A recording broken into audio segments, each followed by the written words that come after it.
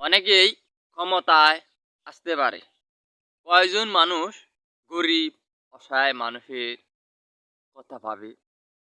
কেউ কিন্তু ভাবে না। যারা দেশ পরিচালনা করে তাদের পেট তারাই ভরে এবং দুর্নীতি অনেক কাজের সাথে জড়িত। সেগুলো আমি বলতে পারলাম না, বললে আমাকে গুম করে দিবে বা যে কোনো সমস্যায় ফেলাবে। কিন্তু উপরে একজন আসছে, তিনি তো সবই দেখতাছে। যেটা ভাই সত্য, আমি সেটাই বলতেছি। যারা ক্ষমতা আসে তারা নিজেদেরই কথা ভাবে, গরিব অসহায় মানুষের কথা কেউই ভাবে না। দেখেন, আমরা সাধারণ মানুষ কোথায় যাব?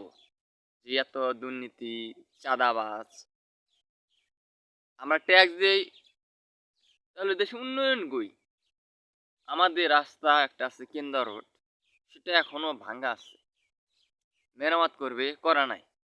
তাহলে আপনারা বলেন যে আমাদের ট্যাক্স দিয়ে কি লাভ হইতাছে?